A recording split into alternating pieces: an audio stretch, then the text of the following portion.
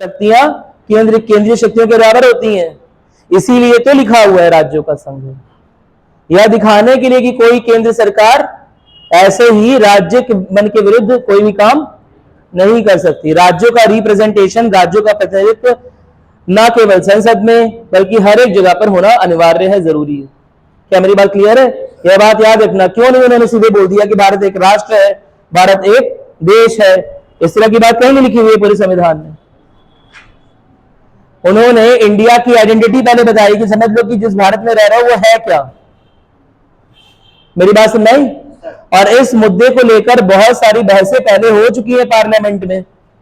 इस बात को लेकर पहले बड़ा बवाल हो चुका है पार्लियामेंट में। कई बार अपोजिशन लीडर्स जो है वो केंद्र सरकार को याद दिलाते हैं कि आपने यह स्कीम राष्ट्र को ध्यान में रखकर बनाई, सेंट्रल लेवल पे तो अच्छी है, राज्यों के हितों को क्या कर दिया? दरकिनार कर दिया, उन पर ध्यान नहीं दिया। जबकि भारत राज्यों का संघ है, नेशन लिखा ही नहीं है कहीं इंडिया इज अ नेशन। तुम बोलो अपनी सरकारी किताब में या एनसीईआरटी में, लेकिन जो सबसे इंपॉर्टेंट किताब है वो इंडिया को क्या स्टेटस दे रही है? Union of states. मेरी बात सुन रही? यही बात उन्होंने, हाँ क्या हुआ भाई? अरे आ जाओ भाई, इतना सोच क्यों जाओ? ठीक है, समझ में आ रहा है? तो India is union of state, समझ में आ रहा है? और यह बात ऐसे ही नहीं लिखी गई, कुछ सोच समझ बताया गया ना, सोच समझदार लोग थे ना, हम लोग समझदारी लोग थे, तो उन्होंने बहुत सोच समझ के लिखी हुई है ये बात। हम लोग समझदार थे, ये बात जान लो, उसमें कोई दो राय नहीं है। समझ में? उतने पढ़े लिखे, उतने सारे चीजें झेले हुए, 10वीं जगह से मास्टर, 10वीं जगह से पीएचडी, समझ रहे हो ना? बहुत अच्छे, बहुत सोच समझ के बहुत संविधान लिखा गया। क्या मेरी बात क्लियर? कोई तुलना ही नहीं है। ऐसे ही किसी चीज पर आक्षेप करना बड़ा आसान होता है जब तक आप वहां पर रह ना रहे। समझ रहे हो ना? नहीं समझ में आई बात? आ रही बात ना? जब तक आप उस सिनेरियो में ना हो तो उस चीज पे कमेंट करना आसान होता है। आजकल हम लोग बड़े आराम से बोलते हैं ये गलत लिखा, वो गलत लिखा, ऐसे। लेकिन ये लिखा बहुत शानदार और बहुत अच्छे तरीके से लिखा, पहली बात। दूसरी बात, बहुत सोच समझ के, एक लाइन बाई लाइन, लाइन में लाइन तो छोड़ो, वर्ड बाई वर्ड, शब्द बाई शब्द, एक एक शब्द का चुनाव बहुत सोच समझ के किया गया है। इसीलिए शब्दों को चुनते हुए इस बात का ध्यान रखा गया है कि हिंदी में तो लिखा है राज्यों का संघ, लेकिन इंग्लिश में क्या लिखा हुआ है? Union of states. यह बात दिखाती है कि इंडिया में भले ही राज्यों के पास अधिकार हैं, लेकिन जो तत्कालिक माहौल है देश में, जिस समय संविधान लिखा जा रहा है, जिस समय हिंदू मुस्लिम हिस्सा अपने चरम पर है। क्या मेरी बात क्लियर है? भारत पाकिस्तान बंटवारा की वजह से हिंदू मुस्लिम हिंसा अपने चरम पर है। साथ ही साथ बहुत सारे राज्य, बहुत सारे प्रांत अपने मन से भारत में नहीं जुड़ना चाह रहे हैं। क्या मेरी बात क्लियर है? जिस समय संविधान लिखा जा रहा है, बहुत सारे राज्य, बहुत सारे जो देसी रियासतें हैं, वो भारत का भाग नहीं बनना चाहते थे भाई। बड़ा साम दाम दंड भेद लगाना पड़ा उन्हें भारत में जोड़ने के लिए। समझ रहे हो ना? जोधपुर, हैदराबाद, भोपाल, जूनागढ़, जम्मू कश्मीर, इसके अलावा मणिपुर, समझ रहे हो ना? नहीं समझ रहे हो? समझ रहे हो? तो ये छोटे छोटे स्टेट्स है, छोटे छोटे प्रांत हैं, समझ रहे हो ना? ये भारत का हिस्सा नहीं बनना चाह रहे थे, यानी कि पृथक, पूछा नहीं करवा दिया करो, है ना? पूछ शांति से आके बैठ जाए। तो बहुत सिंपल सी बात है कि बहुत छोटे छोटे देसी रियासतें, बहुत छोटे छोटे सारे क्षेत्र जो है, इनमें से बहुत सारे क्षेत्र जो है वो भारत का भाग नहीं बनना चाहते थे, या उनके अंदर कुछ डाउटफुल था। एग्जैक्टली ये नहीं था कि भारत का पार्ट नहीं बनना चाह रहे हैं, जो राजा वहां पर थे वो भारत में ऐसे ही विलय नहीं करना चाह रहे थे। क्या मेरी बात क्लियर है? कोई दिक्कत तो नहीं है? अरे बोलो। जैसे कोई सामान खरीद फरोख्त देखे हो, तुम्हें बहुत भूख लगी रहती है, लेट अस सपोज यहां पर एक ही ठेला है, बहुत भूख लगी है तुम्हें, है ना? तो समोसे का रेट सीधे 5 रुपए से कितना कर देगा?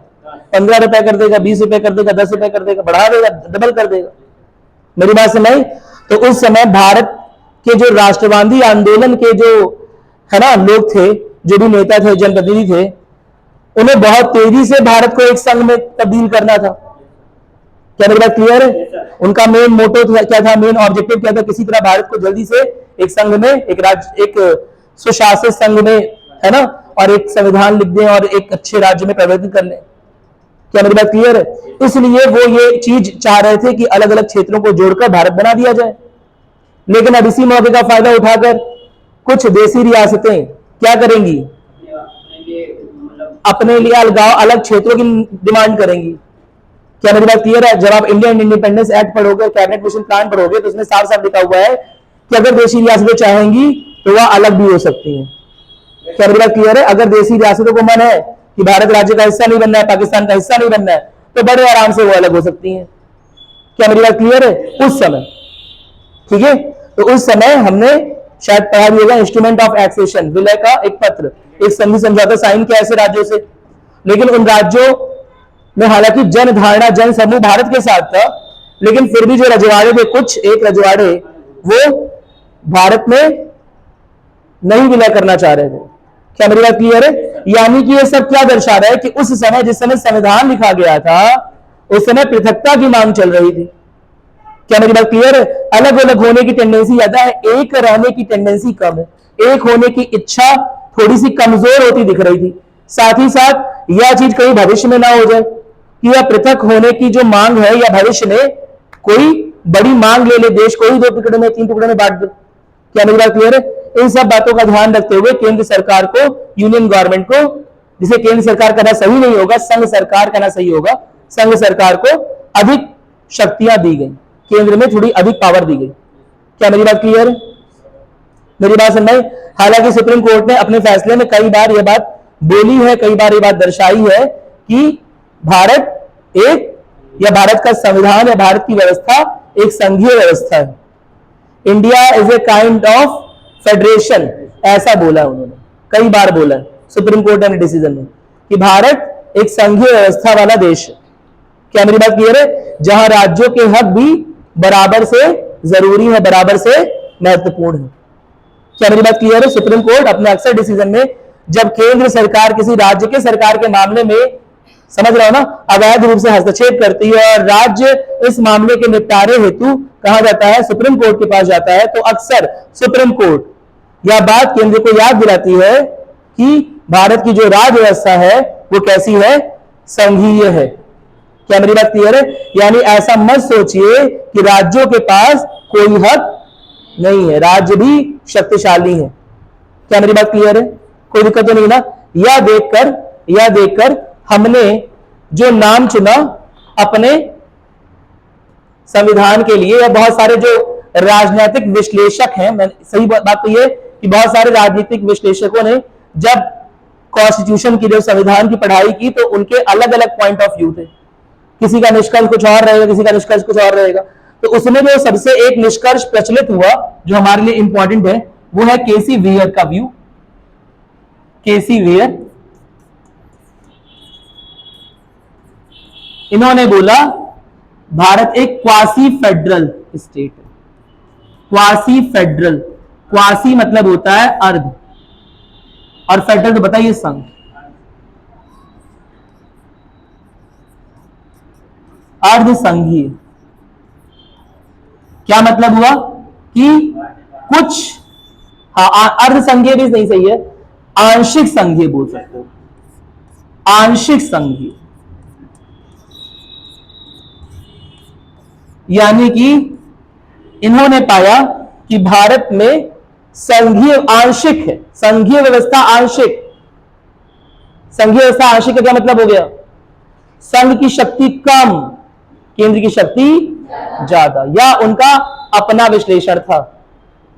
क्या मेरी बात क्लियर है? ठीक है। हालांकि सुप्रीम कोर्ट ने कई बार, कई सारे जगह पर अपने डिसीजन में, अपने निर्णयों में माना है कि भारत एक फुल्ली फंक्शनल फेडरल स्टेट है, एक संघीय व्यवस्था का, भारत में एक संघीय राज्य व्यवस्था है। ठीक है। और संघीय राज्य व्यवस्था भारत की किस तरह की है? लचीली है। मुख्यतः संघीय राज्य व्यवस्था है, लेकिन है कैसी? लचीली। यानी जरूरत पड़ने पर यह संघीय व्यवस्था किसमें? केंद्रीय व्यवस्था में, केंद्रात्मक व्यवस्था में चेंज हो जाती है, जरूरत के अनुसार शेप शिफ्ट कर लेता है। नहीं समझ में आई बात? समझ में आ रहा है? जरूरत पड़ेगी, अगर ऐसी जरूरतें आ रही है कि केंद्र को शक्तिशाली बनाना जरूरी हो गया। आपातकाल के प्रावधान लग गए, दो राज्य आपस में झगड़ा कर रहे हैं, दोनों की पुलिस, मध्य प्रदेश पुलिस और यूपी की पुलिस, समझ रहे हो ना, एक दूसरे के खिलाफ गन लगी खड़ी हुई, ऐसे एक दूसरे के माथे पे गिन लगा है ना। हमारे सीएम को वहां एमपी पुलिस वाले और उनके सीएम को यूपी पुलिस वाले उठा लिया है, किडनैप कर लिए। कहने का मतलब क्या है कि राज्य में आपस में झगड़े हो रहे, ऐसे सही में नहीं हुआ, मैं बता रहा हूं तुम्हें एग्जाम्पल, ये नहीं कि अरे सीरियस हो जाओ है ना, एमपी के खिलाफ विद्रोह कर दो। मैं बता रहा हूं कि अगर दो राज्यों में आपस में झगड़े हो रहे हैं, क्या मेरी बात क्लियर है? तो दो राज्यों के बीच में झगड़ों का निपटारा कब हो सकेगा?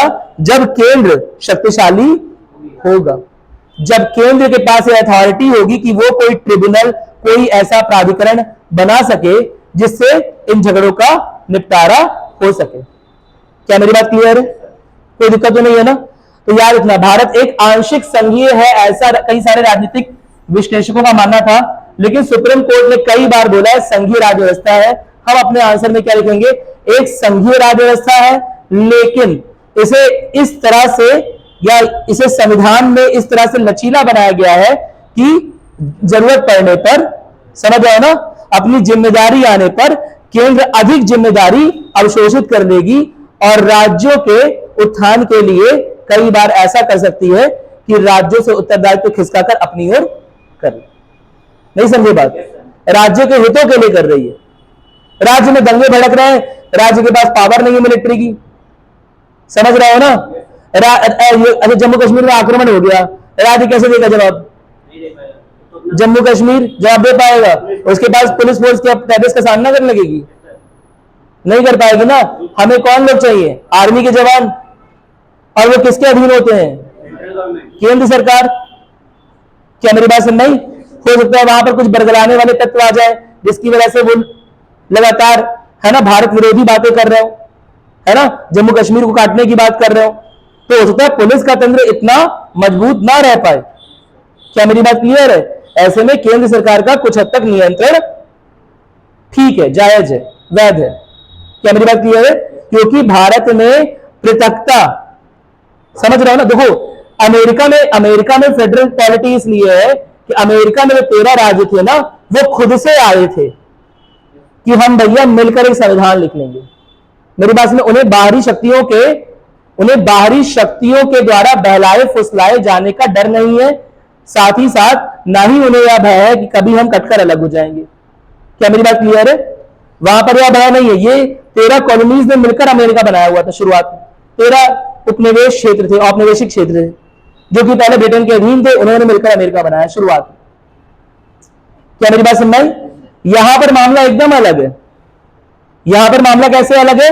क्योंकि इंडियन इंडिपेंडेंस एक्ट में और उसके पहले आए हुए कैबिनेट मिशन ने यह साफ साफ बोला था कि ब्रिटिश राजशाही ने जिनसे यह अधिकार छीने या जिनके साथ संधिया समझौता किया है, हमारे जाते ही राइट्स उन्हें दोबारा मिल जाएंगे, शक्तियां अधिकार दोबारा मिल जाएगी। तो क्या ब्रिटिशर्स ने किसी राज्य का विलय करते वक्त वहां की जनता से पूछा था या वहां के राजा से विलय कर लिया था? राजा से ही बात तो कर ली थी, चाहे झांसी हो चाहे ग्वालियर हो। तो जैसे ब्रिटिशर्स जाएंगे दोबारा से या रजवाड़े, क्या अपने राज्य को लेकर स्वतंत्र राज्य बनाने की मांग नहीं करने लगेंगे? तुम्हें किसी के अंडर में अच्छा लगता है कि मतलब एकदम सॉवरेन संप्रभु बन के अच्छा लगता है? संप्रभु बन के, लेट अस सपोज मैंने तुम्हें 20 रुपए दे दिए, लेकिन मैंने तुम्हें बोला कि इससे मैगी नहीं खाना है, तुम्हें है ना कुछ ऐसा जो तुम्हें पसंद ना हो, पाइनएप्पल जूस पीना है। क्या मेरी बात सुनना है? अनानास का जूस पीना है। अगर आप 2 चालू का वैसे मुंह टेढ़ा होगा, अरे क्या, बस यही है ना, इसी वो बोलते हैं। अब मैंने तुम्हें 20 रुपए दिया कि जाओ बेटा ऐश करो। क्या मेरी बात? मैगी खाना है मैगी खाओ, सिगरेट फूकना है सिगरेट फूको, है ना, गुटखा खाना है तो गुटखा, जो भी खा रहा है तुम्हें। क्या मेरी बात क्लियर है? You are free to enjoy your life, 20 rupees given by my side. क्या मेरी बात क्लियर है? संप्रभुता शक्तियां किसे सबको पसंद आएगी? कुछ लोग अच्छी जगह इन्वेस्ट भी कर दें। क्या मेरी बात सुनना ही नहीं? समझे बात? समझ रहे हो ना? तो बहुत सिंपल सी बात है, सबको संप्रभुता पसंद होती है ना? तो ऐसे राज्य, ऐसे ब्रिटिश क्षेत्र भारत में विलय नहीं करना चाहेंगे जो पहले देसी रियासतें थी। समझ रहे हो ना? कोई दिक्कत नहीं है ना? ऐसी देसी रियासतें जो असल में भारत भूभाग के हैं, लेकिन स्वतंत्र रूप से अभी तक आधिपत्य अपना हासिल किए हुए थे। क्या मेरी बात क्लियर है? ब्रिटिशर्स केवल उनके ऊपर 3 तरह के प्रावधान बताया, वो शायद डिफेंस, रक्षा, संचार और कम्युनिकेशन, सॉरी डिफेंस, रक्षा, संचार, कम्युनिकेशन, संचार हो गया, इंटरनेशनल रिलेशन, अंतरराष्ट्रीय संबंध। इन 3 क्षेत्रों में ब्रिटेन देशी रियासतों को निर्देश देता था, बाकी सब स्वतंत्र रूप से कर रहे थे, अपना प्रशासन स्वतंत्र चला रहे थे। तो वह अपनी स्वतंत्रता ब्रिटेन के जाते ही भारतीय जनप्रतिनिधियों को क्यों रख देंगे उनके चरणों में? क्यों रखेंगे? क्या करें? एक कारण बताओ। नहीं रखेंगे ना, बहुत सिंपल सी बात है। क्या मेरी बात सुन रही? तो बहुत इतना इसी वजह से भारत उस दौर में अपना संविधान लिख रहा था जहां पर पृथक होने के चांस, जहां राज्यों में अलगाव होने के चांस, समझ रहे हो ना?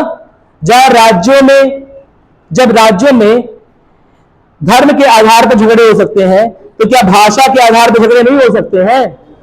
अरे हो नहीं सकते, हो ही रहे, सुना ही होगा, मराठी, कन्नड़, असम से झगड़ा हो रहा है। पंजाब में, पंजाब हरियाणा को लेकर हुआ था। क्या मेरी बात सुन? हिंदी भाषी और गुरुमुखी बोलने वाले लोगों में हुआ। क्या मेरी बात सुन भाई? तो ये बात समझ, जो धार्मिक आधार पर झगड़े हो रहे हैं तो भाषा के आधार पर हो सकते हैं, नस्ल के आधार पर हो सकते हैं। इसलिए देश को एक रखने के लिए, एक बनाए रखने के लिए एक ऐसे संघीय प्रारूप, एक ऐसी संघीय व्यवस्था की आवश्यकता थी जो जब जरूरत पड़े तब गंगाधर ही क्या बन जाए? शक्तिमान बन जाए। देखे हो कि नहीं? सुने हो गंगाधर शक्तिमान? ये तो इतने नए बच्चे गंगाधर शक्तिमान नहीं समझ रहे। किस शक्तिमान जानते हो? बस उसी का नाम गंगाधर भी था। क्या मेरी बात सुन रही? चश्मा पहन रहे तो गंगाधर बन के घूम रहे, मीडिया रिपोर्टिंग कर रहे हैं, और उसके बाद शक्ति आ गई, असुर ऐसे करके पता नहीं क्या घूमते चारों, फिर शक्तिमान बन गया। शक्तिमान बनने के बाद क्या हुआ? अब उसके बहुत पावर आ गई। मेरी बात सुन रही? बस संघ और राज्य वही गंगाधर और शक्तिमान है। मेरी बात से संघीय शक्तियां हैं तो केंद्र गंगाधर बन के काम कर रहा है, अच्छा अच्छा कर दे रहे, अच्छा कर दे रहे, अच्छा। आपातकाल आ गया तो केंद्र क्या बन गया? शक्तिमान बन गया। अब बेटा अब हमसे जीत के दिखाओ। क्या मेरी बात सुन रही? हम निपटेंगे तुमसे, ठीक है? गंगाधर रिपोर्टर के तौर पे भी काम कर रहा था ना, सामाजिक बुराइयों के लिए काम कर रहा है, बहुत सारी प्रथाओं के बारे में लगा हुआ है गीता विश्वास के साथ, समझ रहा है ना? बहुत सारी चीजों के बारे में लिख रहा है। लेकिन एक बैग से किलमिश आ जाए, कोई बड़ा एलियन अटैक हो जाए, कोई बड़ा हमला हो जाए, अब गंगाधर की रिपोर्टिंग काम नहीं आएगी, अब उसे शक्तिमान बनना पड़ेगा। बस संघीय और केंद्र व्यवस्था यही है। सामान्य तौर पर सामान्य जीवन क्या बन के जी रहा है? गंगाधर बन के, संघीय व्यवस्था, समझ रहे हो ना? लेकिन आपातकाल के वक्त कोई अटैक कर दिया, कोई मुसीबत में आ जाए तो क्या बन जा रहा है? शक्तिमान। अरे यही लिख मत देना, समझ में आ रहा है? लिखो, इस बात को लिख लो, चलो लिखो लिखो।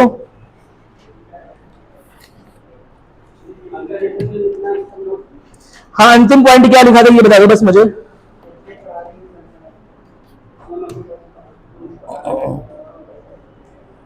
मैं तो बात करना शुरू कर दूं, क्लास कब शुरू हुई पता नहीं चलता मुझे, मैं तो बस बात ही कर रहा था ऐसे।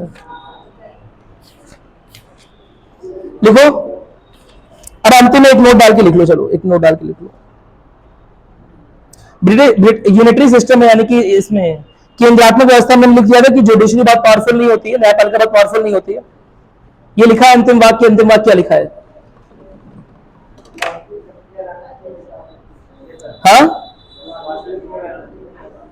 दिखा दो मुझे एक बार। अच्छा, अध्यक्षीय प्रणाली वाला लिखा हुआ है, ठीक है। बताओ क्या लिखा अंतिम में?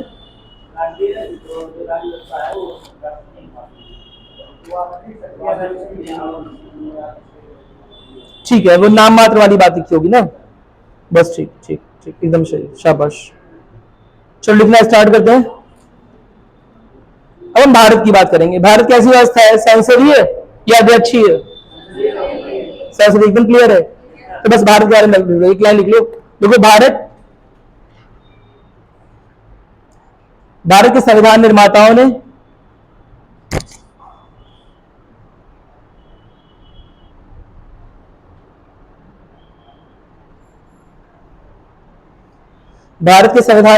ने जनता की लोकतांत्रिक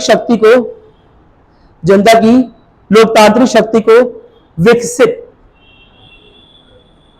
विकसित करते हुए भारत को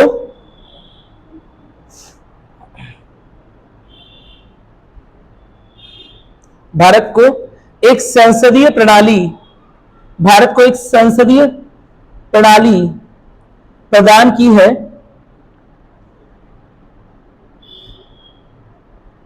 भारत को एक संसदीय प्रणाली प्रदान की है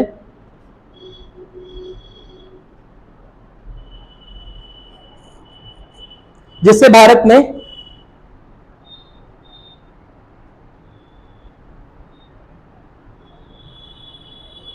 एक उत्तरदायी शासन की जिससे भारत में एक उत्तरदायी शासन की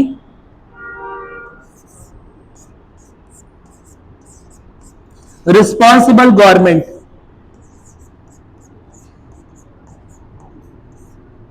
उत्तरदायी शासन की स्थापना हो सके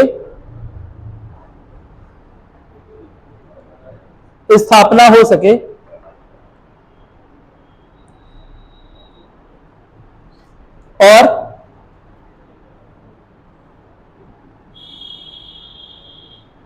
केंद्र सरकार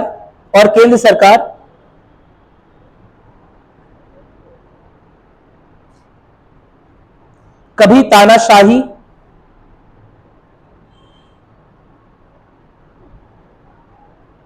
की ओर ना जाए की तरफ ना जाए। ठीक है,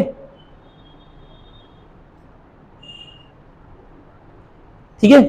मेरी हिंदी काफी बच्चे ऐसे अपने तरफ अपने हिसाब से इसे अच्छे से लिखे ना, जैसे बड़े लोग लिखते हैं।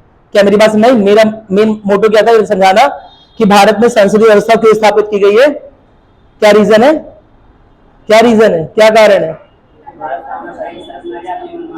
अभी तो बताया, सरकार मनमानी क्यों ना कर पाए, क्योंकि कितने उपकरण है सरकार को गिराने के लिए, 5। Very good. क्या मेरी बात सुन भाई? कोई संसदीय व्यवस्था में 5 उपकरण दे, सरकार जैसे बदमाशी करेगी। 5 उपकरण है विपक्ष के पास, लोकसभा के पास, नॉट विपक्ष लेकिन लोकसभा के पास, कि सरकार को गिरा देंगे। क्या मेरी बात क्लियर है? और इसीलिए भारत में स्पेशली राज्यों में सरकार आती जाती रहती है। क्या मेरी बात क्लियर है? स्टेबल नहीं है लेकिन रिस्पॉन्सिबल है, लेकिन अमेरिका में सरकार स्टेबल है, स्थिर है। और क्योंकि स्थिर है, जब स्थिरता के साथ कोई चीज करते हैं तो रिस्पॉन्सिबिलिटी या स्थिरता पहले से हमें मिली हुई है तो कहीं ना कहीं उत्तरदायित्व कम हो जाता है। क्या मेरी बात क्लियर है? अरे जो एकदम स्थिर, समझ गया ना, समझा चुका हूं वैसे ही, किसी कोई दिक्कत तो नहीं है ना। ट्रक वाले को देख लो, ट्रक वालों को जब रात में चलाते हैं वो वहां पर उस पर हाईवे पर, कई बार है ना, आराम से आते हैं, उनसे बड़ी कोई गाड़ी आनी नहीं है सड़क पे, समझा? तो तुम्हारे पास अपनी अगर गाड़ी है तो बगल अपना साइड में होते रहो, समझा? वो अपना मेन रोड पे अपनी स्पीड से जाएंगे, पियो पियो बजाकर। क्या मेरी बात क्लियर है? एक बार हारमोनियम का गाना पूरा सेट करके बजवाते रहेंगे, तुम्हें अपना साइड ले लेना है, उनसे बड़ी गाड़ी है नहीं, लड़ोगे तो फाइनली नुकसान तुम्हारा ही है। क्या मेरी बात क्लियर है? स्टेबिलिटी ज्यादा है, रिस्पॉन्सिबिलिटी कम हो गई।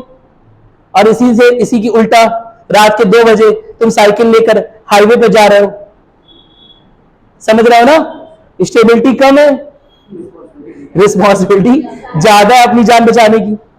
क्या मेरी बात सुन नहीं? अरे बोलो, समझ में आ गया? बस वही सेम टू सेम इसमें।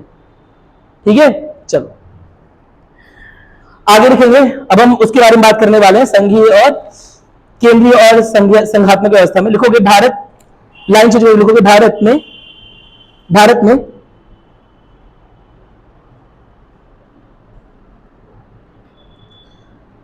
आंशिक रूप से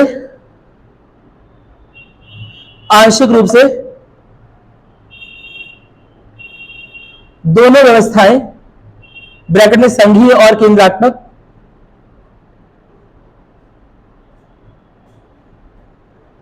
दोनों व्यवस्थाएं, ब्रैकेट में लिखोगे संघीय और केंद्रात्मक, केंद्रात्मक या एकात्मक, कोई दोनों में से कुछ भी लिख सकते हो, केंद्रात्मक या एकात्मक दोनों लिख सकते हो, कुछ भी, केंद्रात्मक दोनों व्यवस्थाएं ब्रैकेट में संघीय और एकात्मक संविधान में पाई जाती हैं।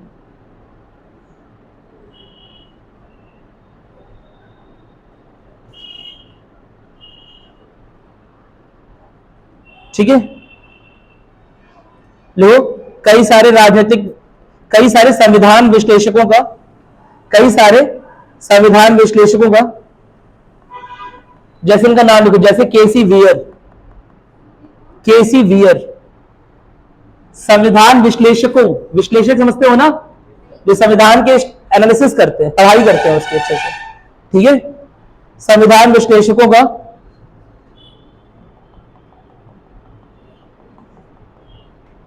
नाम लिखो इनका, केसी वियर लिख लोगे, KCWHEARE, केसी वियर का ये मानना है कि भारतीय संविधान, का ये मानना है कि भारतीय संविधान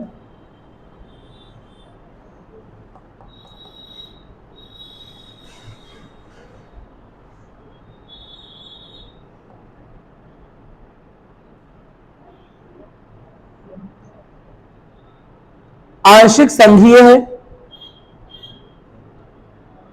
आंशिक संघीय है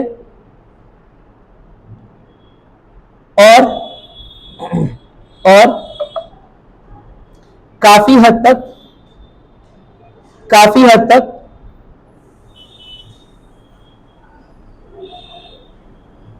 केंद्र, काफी हद तक केंद्र की ओर झुका हुआ है,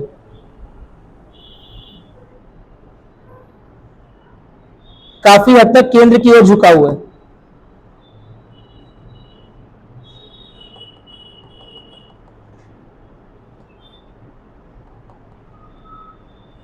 लिखो हालांकि, हालांकि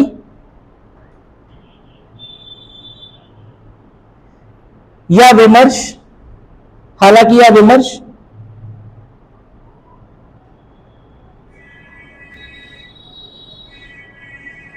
हालांकि यह विमर्श अत्यंत, अत्यंत जटिल एवं गूढ़ है, अत्यंत जटिल एवं गूढ़ यानी कि कॉम्प्लेक्स, अत्यंत जटिल एवं गूढ़, गूढ़ नहीं समझते हो,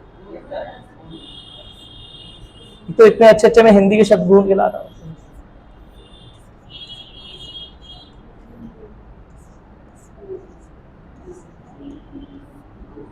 हालांकि यह विमर्श अत्यंत जटिल एवं गूढ़ है कि भारतीय संविधान में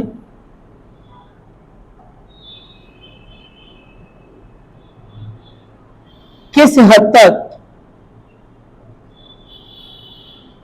किस सीमा तक, लिखो किस सीमा तक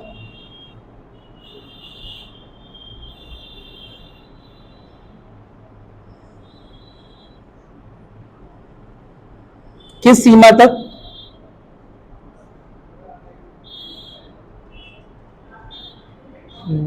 संघीय व्यवस्था, किस सीमा तक संघीय व्यवस्था का विस्तार है,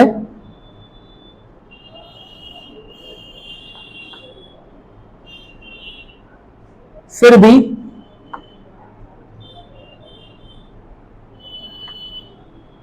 उच्चतम न्यायालय, सुप्रीम कोर्ट है ना, फिर भी उच्चतम न्यायालय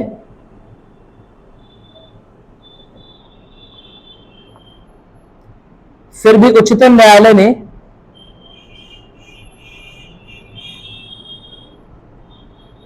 संघीय संरचना को, संघीय संरचना को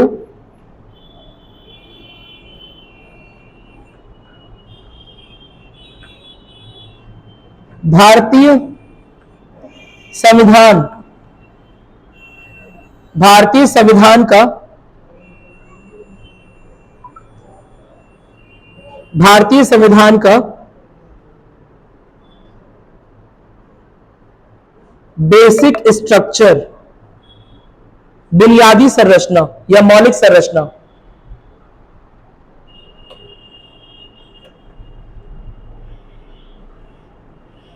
बुनियादी संरचना, मौलिक संरचना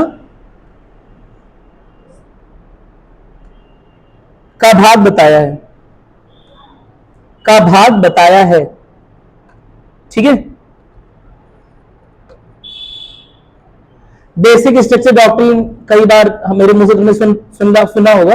अभी हम उसके बारे में ज्यादा चर्चा नहीं कर रहे हैं, बस उसके बारे में बस एक चीज समझ लेते हैं कि कई सारे केसेस हो रहे थे, कई सारे बहसें चल रही थी, कई सारे विचार विमर्श चल रहे थे, और अंततः 1973 के केशवानंद भारती केस में, है ना, एक बेसिक स्ट्रक्चर डॉक्ट्रिन दिया था, बेसिक मूल संरचना का सिद्धांत दिया था सुप्रीम कोर्ट ने, जिसमें सुप्रीम कोर्ट ने यह बोला था कि अनुच्छेद 368 के तहत आप बहुत सारे बदलाव ला सकते हैं।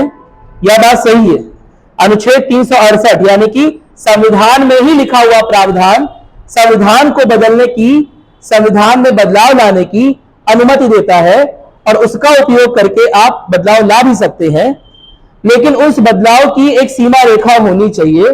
और वह सीमा रेखा क्या होगी, उस सीमा रेखा का निर्धारण करते हुए एक नया सिद्धांत सुप्रीम कोर्ट ने, उच्चतम न्यायालय ने उस समय प्रतिपादित किया था, उस समय बताया था, बेसिक स्ट्रक्चर डॉक्ट्रिन उसी को बोलते हैं, जिसमें यह बोला गया था कि संविधान को लिखते समय जिन संविधान के मूल्यों, जिन आदर्शों, जिन लक्ष्यों की प्राप्ति के लिए संविधान को लिखा गया था, जो मुख्य उद्देश्य संविधान के, जो मुख्य सिद्धांत संविधान के, उनमें किसी तरह का बदलाव नहीं किया जा सकता।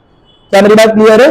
सिद्धांत आर्टिकल 368 के तहत बदले जा सकते हैं, ऐसा नहीं है, लेकिन अनुच्छेद 368 का उपयोग करके कोई भी सरकार उसी सीमा तक संविधान में बदलाव ला सकती है जिस सीमा तक संविधान की मौलिक संरचना में किसी प्रकार की क्षति ना पहुंचती है। क्या मेरी बात क्लियर है? घर समझते हो? घर देखे हो? घर में होता है नींव, बहुत समय से बनता है पूरा, एकदम नींव देखे हो ना, वहां से पिलर है, वो सब सरिया सब डाल के पिलर बनाते हैं, सीमेंटेड सब चीजें करते हैं, देखा होगा। क्या मेरी बात क्लियर है? अब घर की नींव बन गई, अब कमरा जैसे मन करे वैसे बना लो, कोई दिक्कत नहीं है। 2 कमरे बनाए, पसंद नहीं आए, तुड़वा के दोबारा अपने हिसाब से बना लो, है ना, कोई दिक्कत तो नहीं है। लेकिन इसका मतलब ये नहीं है कि नींव में ही तोड़फोड़ शुरू कर दो। नींव में तोड़फोड़ शुरू कर दोगे तो घर डिसबैलेंस हो जाए, गिर जाएगा। क्या मेरी बात क्लियर है? तो बेसिक स्ट्रक्चर डॉक्ट्रिन यही बोलती है कि जो सिद्धांत, जो संविधान के जो मूल सिद्धांत है, मूल आदर्श है, मूल लक्ष्य है, यह संविधान की आधारशिलाएं हैं, समझ रहे हो ना।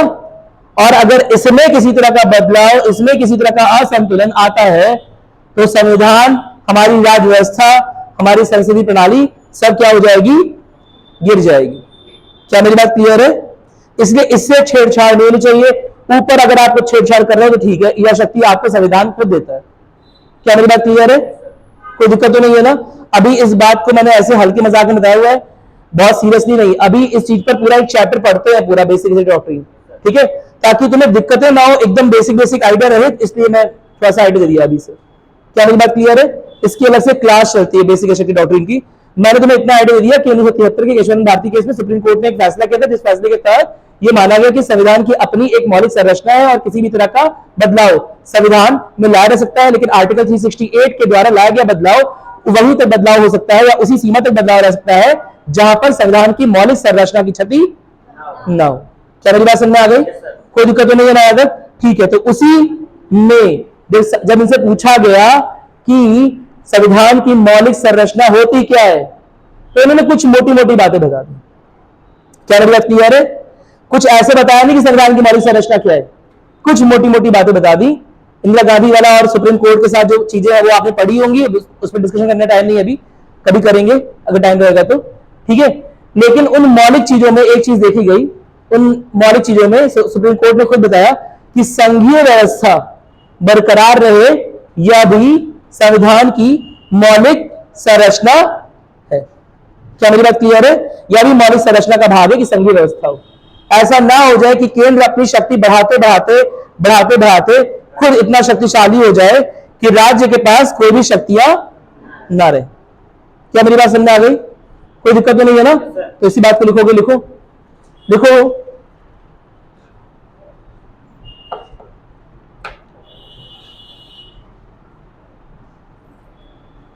देखो भारतीय अगर क्वेश्चन लिया आता है, देखो क्वेश्चन दो तरह से आ सकता है।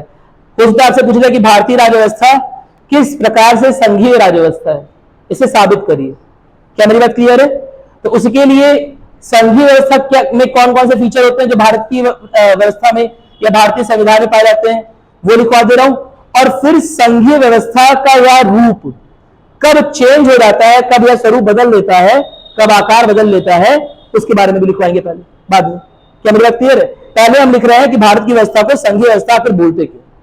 क्या मेरी बात क्लियर है? आखिर सुप्रीम कोर्ट ने मुख्यतः क्या बोला कि भारत की व्यवस्था कैसी है, संघीय, केंद्रात्मक नहीं। तो क्यों बोल रहा है, उसके पीछे क्या बेसिक रीजन। क्या मेरी बात क्लियर है? नोट करोगे, लिखो, लाइन चेंज करके लिख लो। लिखो भारत की व्यवस्था को, भारत की राज्य व्यवस्था को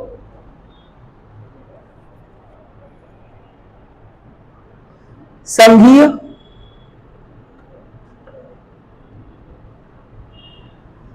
संघीय या लगभग संघीय, या तो पूर्ण संघीय या तो लगभग संघीय, ठीक है, माना जाता है क्योंकि, माना जाता है क्योंकि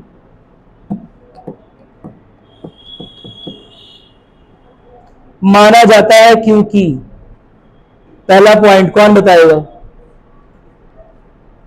क्यों माना जाता है बताओ, क्लास में हो चुका है।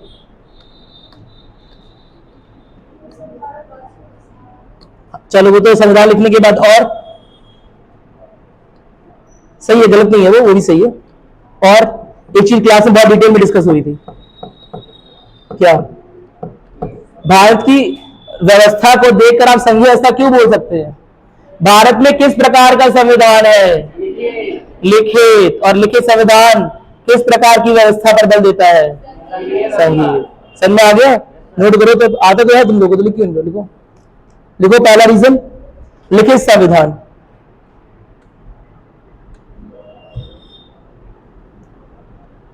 लिखित संविधान, पहला रीजन लिखोगे लिखित संविधान, उसमें लिखोगे डैश करके एक संघीय व्यवस्था में, एक संघीय व्यवस्था, एक संघीय व्यवस्था में मत लिखो, एक संघीय व्यवस्था, एक संघीय व्यवस्था अलिखित संविधान पर आधारित नहीं हो सकती।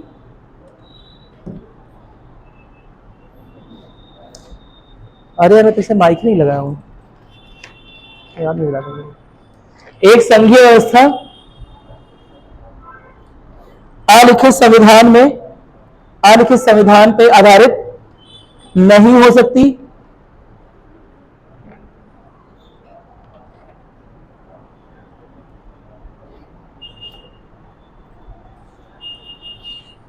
क्योंकि भारत में, या चूंकि भारत में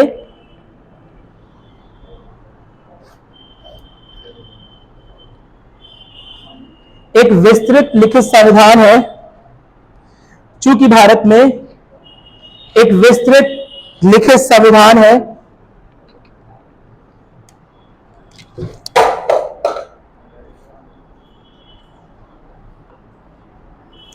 एक विस्तृत लिखित संविधान है,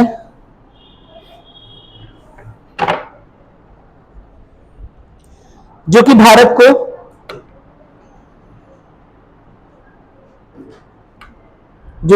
को एक संघीय व्यवस्था, संघीय व्यवस्था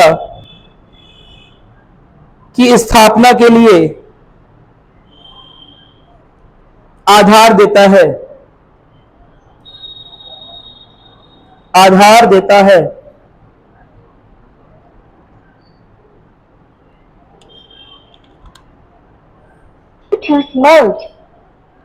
आधार देता है।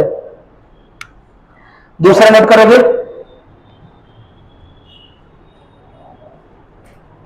और बताओ, और बताओ, और अरे ठीक नहीं, जब हालचाल नहीं पूछता हूँ, जब सेकंड पूछ रहा हूँ तुमसे तो बताओ ठीक है, जब हालचाल पूछता हूँ तो इसकी बात करने लगते हो, पढ़ाई लिखाई की। बताओ दूसरा कारण बताओ, सोच के लिखवा चुका हूँ। अरे अरे शाबाश बेटा, सब कुछ गलत दिशा में मार रही हो लेकिन सही, ठीक है, कुछ कुछ गड़बड़ नहीं है। और बेसिक छोटे नाटक है तो बड़ी बड़ी चीज है, और बेसिक और मूल चीज पे आओ। बेसिक बेसिक में बात से पूछता हूँ, बेसिक बेसिक एकदम। लिखित संविधान कब से पढ़ रहे हो, हमेशा से पढ़ रहे हो कि लिखित लिखित लिखित लिखित है इसलिए संघीय है, और शक्तियों का बंटवारा किसमें होता है, संघीय व्यवस्था में। लिखित संविधान संघीय व्यवस्था, समझ आ गया। तो शक्तियों का वितरण जिस तरह से किया गया है वह भी भारत को एक क्या बनाता है, संघीय। शक्तियों का वितरण इस तरह से किया गया है कि राज्य के लिए लिखे गए विषयों में केंद्र किसी प्रकार का हस्तक्षेप नहीं कर सकता। उसी तरह केंद्र के लिए रखे गए संरक्षित विषयों में राज्य किसी तरह का हस्तक्षेप नहीं कर सकता।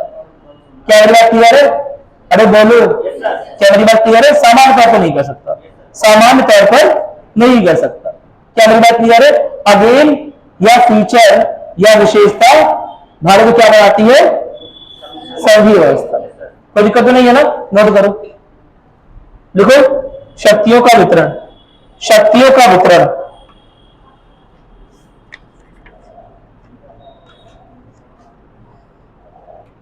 देखो एक संघीय व्यवस्था में, एक संघीय व्यवस्था में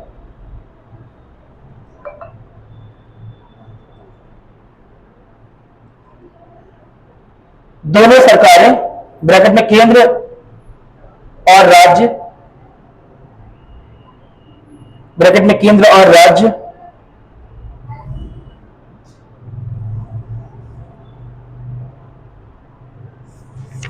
दोनों सरकारें एक दूसरे के साथ सहयोग करके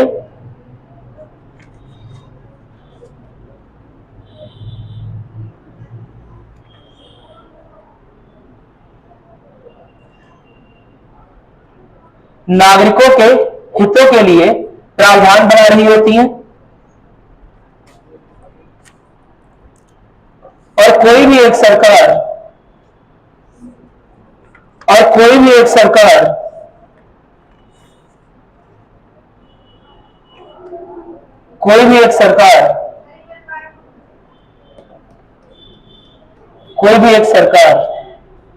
नागरिकों के हितों के को ध्यान रखते हुए प्रावधान बना रही होती है, और कोई भी एक सरकार दूसरी सरकार की तुलना में या दूसरे के समतुल्य ही होती है।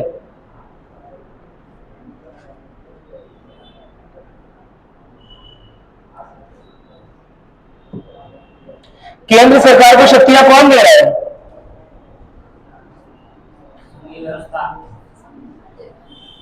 हाँ, कोई समझदार क्या बताओ, कौन दे रहा है? संविधान। शक्तियां कौन देता है? इधर वाला पद उधर वाला लगा जाता है, उधर वाला पद उधर वाला लगा जाता है। उधर पढ़ाया था ना, उस समय तो खुद तेज चिल्ला कर जाते हैं, हाँ संविधान दे रहा है, संविधान दे रहा है। अभी क्या हो गया? ऐसे बीच में से क्वेश्चन पूछा कौन दे रहा है शक्ति, तो बता रहे संघीय व्यवस्था। केंद्र सरकार को शक्तियां कौन दे रहा है? संविधान। राज्य सरकार को शक्तियां कौन दे रहा है? संविधान। दोनों को शक्तियां कौन दे रहा है? संविधान। तो कैसे एक दूसरे से दोनों छोटे बड़े? दोनों को शक्तियां कौन दे रहा है? क्या राज्य केंद्र के इशारे पर नाचने वाली कठपुतली है? क्यों नहीं है?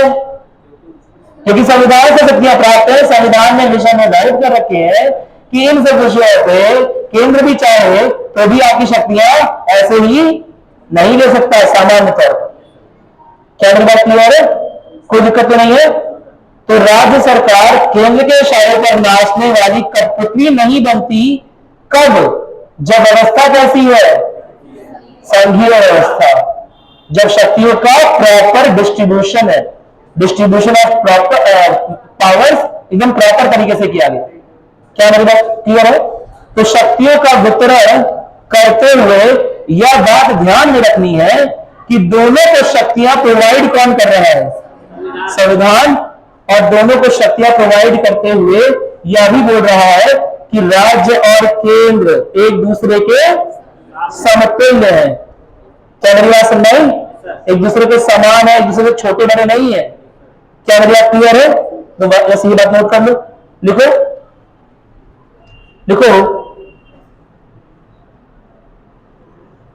दोनों सरकारों को शक्तियां संविधान द्वारा प्रदत्त है।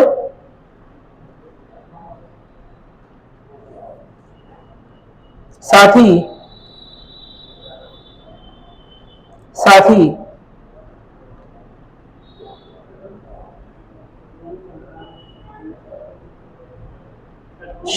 शक्तियां संविधान द्वारा प्रदत्त है। प्रदत्त यानी कि दी गई।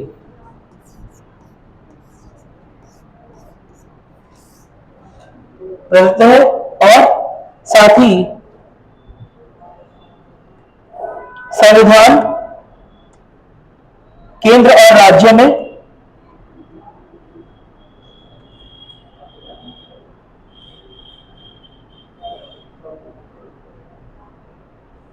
शक्तियों का वितरण, केंद्र और राज्यों में शक्तियों का वितरण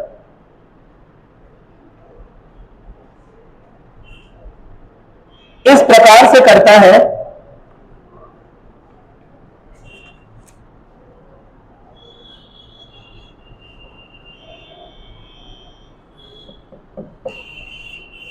कि भारत का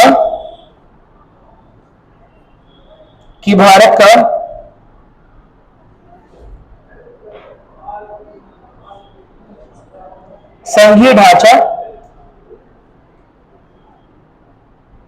मजबूत बना रहे।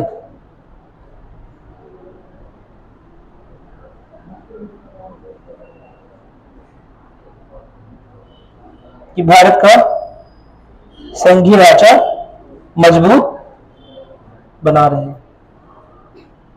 कोई दिक्कत तो नहीं है ना? ठीक है सर, आप तो बोल रहे थे कि एक अनुच्छेद है जिसका नाम क्या है? 368 और 368 के अनुसार केंद्रीय विधायिका या फिर संसद संविधान में संशोधन ला सकती है। तो क्या संविधान में संशोधन पर संशोधन लाकर केंद्र सरकार अपनी शक्तियों को और विस्तृत ना कर ले और राज्यों की शक्तियों को हड़प जाए? पॉइंट है बात में। धन्यवाद धन्यवाद, वाह। ऐसा इरशाद क्या करो, इरशाद। ठीक है, पॉइंट है बात में, सही बात। सुनो मेरी बात, मैं क्या बोल रहा हूं कि अनुच्छेद 368 लिखा है भाई, ठीक है? अनुच्छेद 368 लिखा है ना, और यही संविधान जो कि केंद्र और राज्य में शक्तियों का बंटवारा करने के लिए जाना जाता है, यही संविधान दायरा बन रहे हैं। समझ रहे हो ना? शक्तियों का बंटवारा करें, हाँ बराबर किया है, लेकिन वहीं बगल में एक अनुच्छेद लिख दिया है। समझ रहे हो ना? क्या लिख दिया है? अनुच्छेद 368। क्या लिखा है उसमें? संसद इस संविधान में लिखे हुए प्रावधानों को संशोधित कर सकती है। तो संशोधन ना कर अपनी शक्तियों की सीमा रेखाओं को विस्तृत कर ले, राज्य की शक्तियों को हड़प कर ले। समझ रहे हो ना? लेकिन मैंने क्या बोला, एक और बात, जब भी ऐसा होगा तो कौन बैठा है? न्यायपालिका। जब भी राज्यों को यह लगे कि हमारी शक्तियों में किसी तरह की कटौती, किसी तरह की कमी संसद केंद्र में होने की वजह से अनुच्छेद 368 अप्लाई करके अपने फेवर में, अपने पक्ष में शक्तियां ला रही है, अपने पक्ष में विषय जोड़ते जा रही है, क्या मेरी बात समझ आ रही है? तो ऐसे में राज्य किसका रुख कर सकते हैं? न्यायपालिका, सुप्रीम कोर्ट का, और बोल सकते हैं कि आप तो बड़का बोल रहे थे संघीय व्यवस्था है, ये कौन संघीय व्यवस्था है कि हमारा अधिकार छीनते जा रहा है? क्या मेरी बात क्लियर है? तब ऐसे में न्यायालय केंद्र सरकार को याद दिला सकता है कि संघीय व्यवस्था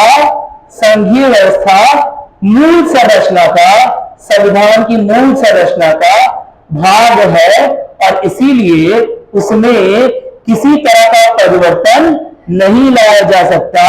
तो आपके द्वारा लाया गया प्रावधान यदि संघीय व्यवस्था के साथ छेड़छाड़ करता है तो ऐसा सारा प्रावधान निरस्त कर दिया गया। क्या मेरी बात क्लियर है? नहीं समझ आई बात? एकदम समझ आ गया? ठीक है। अनुच्छेद 368 बोलता है कि हाँ, केंद्र का आजादी है चेंज करने का। क्या मेरी बात क्लियर है? लेकिन सुप्रीम कोर्ट ने बोला हुआ है कि संघीय व्यवस्था मूल संरचना का भाग है, और संविधान को संशोधित करते करते इतना भी संशोधन नहीं कर देना है कि नींव के पत्थर ही हिल जाए। क्या मेरी बात क्लियर है? और नींव के पत्थर में से कई सारे पत्थर है नींव में, जिनमें से एक पत्थर माना है संघीय व्यवस्था को, एक पत्थर मानता है धर्मनिरपेक्षता को, एक पत्थर माना है फंडामेंटल मौलिक अधिकारों को। क्या मेरी बात क्लियर है? तो आप बदलते संविधान को इतना ना बदल दीजिए कि किसी भी तरह से संवैधानिक प्रावधानों में इतना बदलाव ना आ जाए कि नींव के पत्थर मिल जाए, मूल संरचना के साथ छेड़छाड़ हो। क्या मेरी बात क्लियर है? अरे बोलो, समझ आ गया? चलो ठीक है, लिखो भाई। ठीक है, लिखो। हालांकि अनुच्छेद 368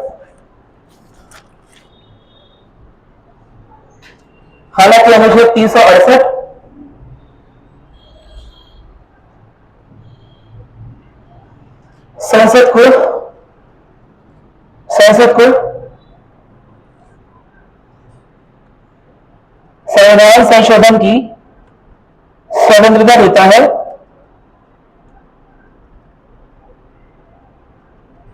संविधान संशोधन की स्वतंत्रता देता है। संविधान संशोधन की स्वतंत्रता देता है, लेकिन फिर भी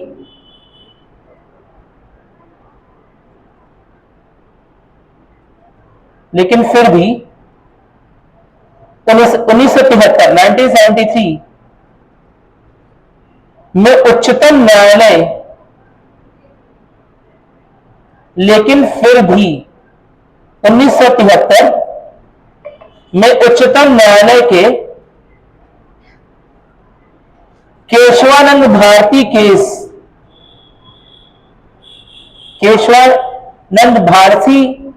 केस के केशवानंद, लिख दो ना, केशवानंद भारती केस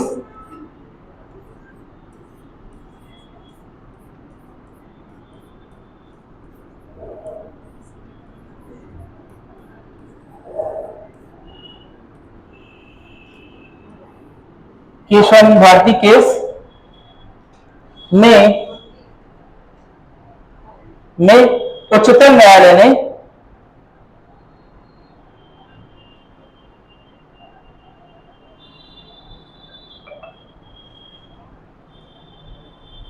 मूल संरचना का, संविधान की मूल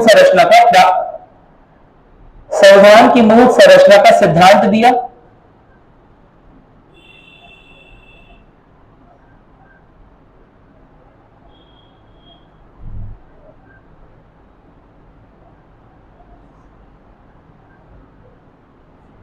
मूल सिद्धांत दिया और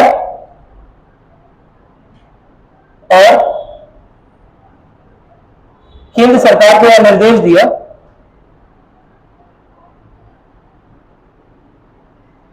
कि ऐसे प्रावधान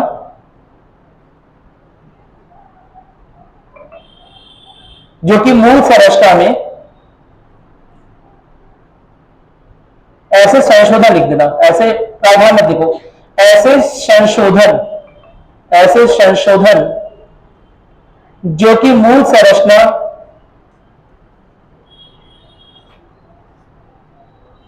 के साथ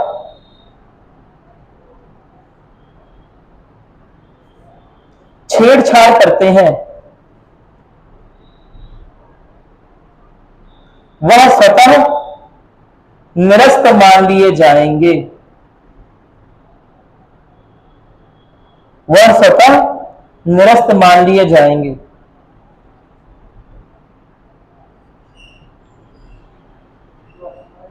निरस्त मान लिए जाएंगे। साथ ही मूल संरचना के बारे में मान लिए जाएंगे। साथ ही मूल संरचना के बारे में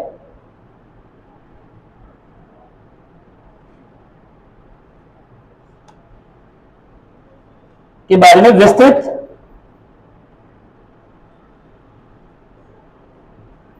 चर्चा देखो विस्तृत विमर्श लिख लो, विस्तृत विमर्श करके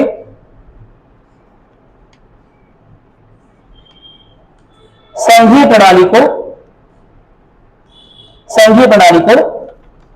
मूल संरचना का भाग बताया गया। संघीय प्रणाली को भी लिखना, को भी मूल संरचना का भाग बताया गया।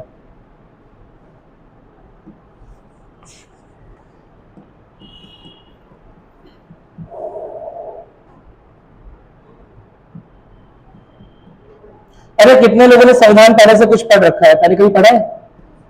पॉलिटी क्लास कहीं पहले पढ़ी होगी, थोड़ा बहुत आइडिया, ठीक है। संविधान को संशोधन करने का एक ही तरीका नहीं होता है। संविधान को संशोधन करने के ओवरऑल 3 तरीके होते हैं। क्या मेरी बात क्लियर है? संविधान को संशोधन करने के लिए ओवरऑल 3 तरीके होते हैं, जिसमें से एक तरीका तो ये होता है जहां पर आपको अनुच्छेद 368 की जरूरत भी नहीं पड़ेगी और आप संविधान को बदल सकते हो, संविधान में किसी तरह का बदलाव ला सकते हो। क्या मेरी बात समझ में? मैंने क्या बोला? संविधान में संशोधन करने का एक तरीका नहीं होता है, संविधान में बदलाव करने का 3 तरीके होते हैं, जिनमें से एक तरीका यह भी होता है कि बिना संवैधानिक संशोधन आर्टिकल 368 का उपयोग करके भी हम संविधान में कुछ बदलाव कर सकते हैं। क्या मेरी बात क्लियर है? यह संविधान में संशोधन करने का तरीका अनुच्छेद 3 में लिखित है, जहां पर यह लिखा हुआ है कि किसी भी राज्य की सीमा रेखा का निर्धारण, किसी भी राज्य के नाम का निर्धारण करने के लिए राज्य की सहमति लेना अनिवार्य नहीं है। क्या मेरी बात क्लियर है? फिर क्लैश हो गया, समझ आया ना? इतना संकोच बता रहे थे, फिर ऐसा लग रहा है केंद्र जरूरी हो गया। क्या मेरी बात क्लियर है? तो ग्राउंड लेवल पर असल में अगर किसी राज्य का नाम चेंज करना है, जैसे उत्तर प्रदेश में क्या सबसे ज्यादा लोग क्या खाते हैं बताओ? खाना? अरे नहीं, और कुछ बताओ। जैसे चलो बंगाल में सब लोग को पता है, बंगाल में क्या खाते हैं? रसगुल्ला, रसगुल्ला बोलते हैं ना बंगाल में, रसगुल्ला। मेरी बात समझ? तो बंगाल रसगुल्ला के लिए फेमस है। बंगाल का नाम, पश्चिम बंगाल का नाम चेंज करके रसगुल्ला कर दे, है ना? तो बंगाल के लोगों की राय लेने की जरूरत नहीं है, ना ही बंगाल के विधानसभा की राय लेने की जरूरत है, ना ही बंगाल के सीएम की राय लेने की जरूरत है, ना ही बंगाल के गवर्नर की राय लेने की जरूरत है। सीधे तौर पर बिना इन सब की राय लिए हुए, सीधे तौर पर बिना इन सब की राय लिए हुए केंद्र सरकार चाहे तो संसद में नाम चेंज करने का प्रस्ताव ला सकती है और नाम में बदलाव कर सकती है। हाँ, राज्यों को नहीं, यूटीज भी उनके अंदर ये तो कहीं लिखा नहीं है, केवल राज्यों के नाम के बारे में बात है। राज्य और यूटी के यानी यूनियन टेरिटरीज के नाम का बदलाव केंद्र सरकार बिना किसी तरह के संवैधानिक संशोधन लागू कर सकती है। क्या बात क्लियर है? तो यह संवैधानिक संशोधन इस तरह का, लेट अस सपोज किसी राज्य की सीमा को छोटा करना, उसे 2 पार्ट में बांटना है, 4 पार्ट में बांटना है, ठीक है? तो यह सब केंद्र अकेले कर सकता है बिना राज्यों की सहमति के। देख रहे हो ना केंद्र की शक्ति? समझ आ रहा है? विलय कर सकता है। हाँ, केंद्र के पास शक्ति है, विलय कर सकता है। उनके अधिकार जाएंगे, वो बात सही है, वो लड़ाई लड़ेंगे न्यायपालिका है, वो सब बात सही है, लेकिन कर सकता है। संविधान में लिखा हुआ है, आर्टिकल अनुच्छेद 3 में लिखा हुआ है कि बिना संवैधानिक संशोधन के किसी भी राज्य के नक्शे को गायब कर देगा। यूपी का नक्शा मिटा दिया, लोग लाइन रबड़ लेके, यूपी गायब हो गया, थोड़ा थोड़ा बिहार में चला गया, थोड़ा उत्तराखंड में, थोड़ा मध्य प्रदेश में, खत्म यूपी। बड़े आराम से कर सकता है। क्या मेरी बात क्लियर है? यह शक्ति कौन दे रहा है? आर्टिकल 3। क्या समझ आ गई? कोई दिक्कत तो नहीं है ना? ठीक है। और उसे करने के लिए राज्य की सहमति की आवश्यकता नहीं है। तो एक संशोधन किया हो गया संविधान में, जिसमें अनुच्छेद 368 का उपयोग हुआ। दूसरा संशोधन संविधान में होता है अनुच्छेद 368 के तहत 3 कैटेगरीज होती है, 3 प्रकार, कैसे लिख सकते हैं, 3 प्रकार के संशोधन होते हैं। एक में अनुच्छेद 368 का उपयोग नहीं हुआ। कौन सा आर्टिकल?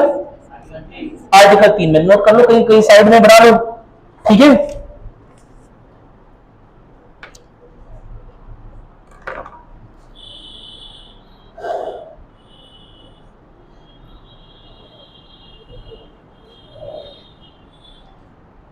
दूसरा जो कैटेगरी होता है, दूसरे प्रकार का बदलाव, अनुच्छेद 368 का उपयोग करके, इसमें अनुच्छेद 368 का उपयोग नहीं हुआ था, इसमें अनुच्छेद 368 का उपयोग हुआ और राज्यसभा और लोकसभा में विशिष्ट बहुमत से अगर कुछ पास हो, अभी बहुमत क्या होती है समझा दूंगा, अभी लिख लो। विशिष्ट बहुमत से अगर कुछ पास हो, है ना, तो बदलाव आ सकता है बिना राज्य की अलग से सलाह लिए हुए। फंडामेंटल राइट्स, डीपीएसपी में कुछ बदलाव हो सकता है। हालांकि फंडामेंटल राइट्स में बहुत बदलाव नहीं हो सकता है, क्योंकि वो अगेन मूल संरचना का अवहेलना हो गया। जो चुनाव हुए थे उनमें सब लोग यही तो मुद्दा बनाए संविधान बचाने के लिए। हाँ, तो यही था ना अनुच्छेद 368 वाला, कि इतना बदलाव करने का अधिकार कौन दे रहा है? समझ रहे हो ना? संविधान शिव जी ने भस्मासुर को वरदान दे दिया, भस्म कर दो सबको। अब भस्मासुर अपना हाथ लेके शिव जी को डरा दिया। समझ रहे हो ना? संविधान शिव जी 368 भस्मासुर। क्या मेरी बात क्लियर है? तो भस्मासुर की अग्नि से बचने के लिए कुछ प्रावधान लिखने पड़े। क्या मेरी बात क्लियर है? कि भस्मासुर हम शक्ति दे रहे हैं तुम्हें, लेकिन हमें नहीं दौड़ाओगे। हमारी जो मूल शक्तियां वो हमारी बनी रहेंगी। हमारे घर परिवार में किसी को आहत नहीं होना चाहिए। क्या मेरी बात क्लियर है? अरे कहानी सुनो ना भस्मासुर वाली, नहीं सुना?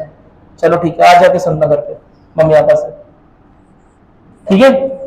तो अनुच्छेद 368 का उपयोग करके राज्यसभा लोकसभा में विशिष्ट बहुमत हासिल करके कुछ प्रावधान बदले जा सकते हैं, या दूसरे प्रकार का बदलाव हो गया जो कि संविधान में लाया जा सकता है।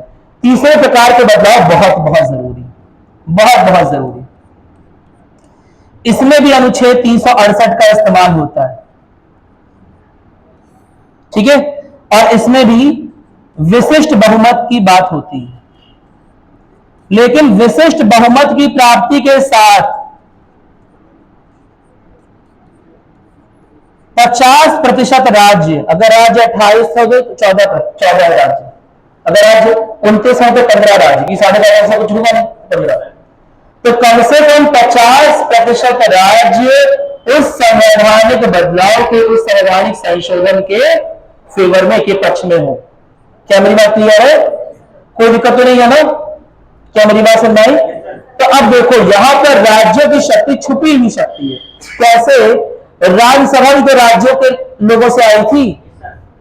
राज्यसभा के मेंबर्स कहां से आए हैं? राज्य विधान सभाओं से। मेरी बात समझ आई? तो अगर ये दूसरे प्रकार का बदलाव हो रहा है जो कि उन्हें पसंद नहीं है, तो वो इसका अपोज कहां पर कर सकते हैं? राज्यसभा में। राज्यसभा में विशिष्ट बहुमत चाहिए, ज्यादा बहुमत चाहिए। विशिष्ट में तो ज्यादा, 2/3, 66%। क्या मेरी बात क्लियर? बताऊंगा, सब सारे बहुमत बताऊंगा, परेशान ना, बस अभी इतना नोट कर लो। विशिष्ट यानी कि समझ लो ना, नाम से ही लग रहा विशेष, अधिक बहुमत। कोई दिक्कत तो नहीं है ना? ठीक है। दूसरा तो लिखा हुआ है दूसरे प्रकार का बदलाव, अनुच्छेद 368 से बदलाव लाया जा सकता है। विशिष्ट बहुमत के पास होने के बाद भी 50% राज्यों से स्वीकृति ली जाएगी कि क्या वो यह बदलाव देखना चाहते हैं या नहीं देखना चाहते। अगर 50% से कम, समझ रहे हो ना, इस संवैधानिक संशोधन के पक्ष में है तो वह बदलाव नहीं लाया जा सकता, वह बिल राष्ट्रपति के पास नहीं भेजा जा सकता। ऐसे भी कुछ प्रावधान हैं। फॉर एग्जाम्पल अनुसूचियां नाम सुना है? 7वीं अनुसूची नाम सुना है? 7वीं अनुसूची में केंद्र, राज्य और समवर्ती सूचियां हैं, संघ, राज्य और समवर्ती सूचियां हैं। क्या मेरी बात क्लियर है? ठीक है, जिसमें विषय दिए गए हैं कि कौन से विषय पर पर कानून कौन सी सरकार बनाएगी।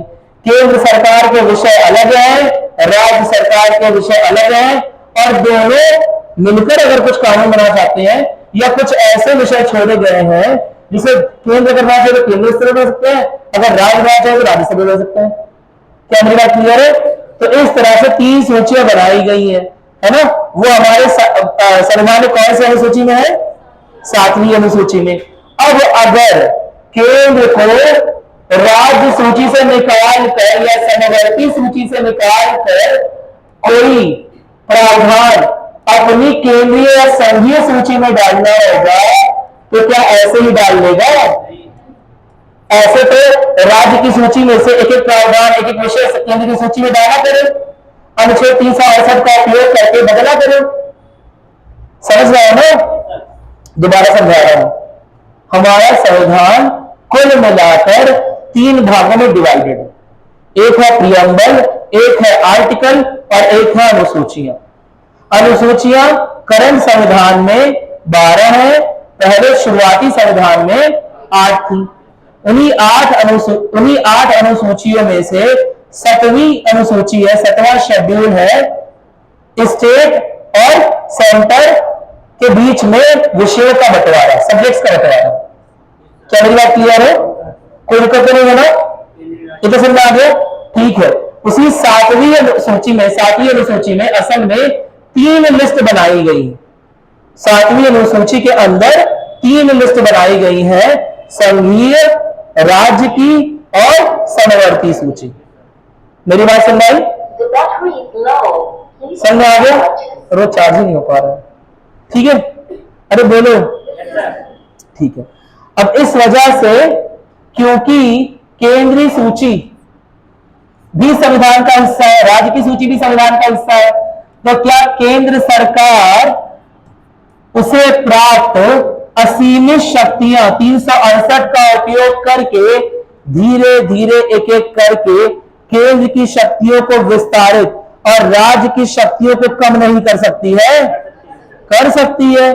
इसी वजह से यह प्रावधान लाया गया कि अगर इस तरह का कोई बदलाव लाना है जिससे राज्यों के विषयों में कमी आने वाली हो या राज्यों के हितों को प्रभावित करता हो। क्या मेरी बात क्लियर है? तो उस तरह का संवैधानिक संशोधन, उस तरह का संवैधानिक प्रावधान तभी आएगा जब संसद में विशिष्ट बहुमत प्राप्त है, साथ ही साथ 50%, समझ रहे हो ना? 50% से ज्यादा स्टेट कहां पर खड़े हो? इसके पक्ष में खड़े। अगर 50% स्टेट इसके पक्ष में खड़े, कोई भी चीज उठा लेते हैं, फॉर एग्जाम्पल हेल्थ का है ना?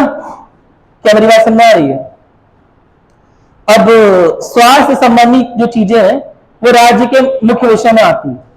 क्या मेरी बात क्लियर? मुख्यतः राज्य इसमें काम कर रहा होता है। ठीक है, लेकिन देश में कोरोना आ गया, और अगर सपोज 6 साल रह गया, 10 साल रह गया, अब कोरोना को हराने के लिए कोई एक नेशनल पॉलिसी डिजाइन करनी पड़ेगी ना, राष्ट्रीय आधार पर राष्ट्रीय नीति अपनानी पड़ेगी ना। स्टेट यूपी अलग पॉलिसी, बिहार अलग पॉलिसी। यूपी में यहां पर कोरोना वालों को बिहार की धक्का मार जा रहा है, बिहार वाले इधर धक्का मार रहे हैं कि हमारे यहां ना घुसो। क्या मेरी बात समझ आई? राज्य आपस में लड़ बैठेंगे। क्या मेरी बात क्लियर है? राज्यों के बीच में आपस में लड़ाई हो सकती है इस बात को लेकर। क्या मेरी बात क्लियर है? तो हो सकता है कि राज्य आपस में अग्री हो जाए, हाँ ऐसा करते हैं कि भैया यह काम जो है वो केंद्र को ट्रांसफर कर देते हैं। मेरी बात समझ आई? तो अगर राज्यों की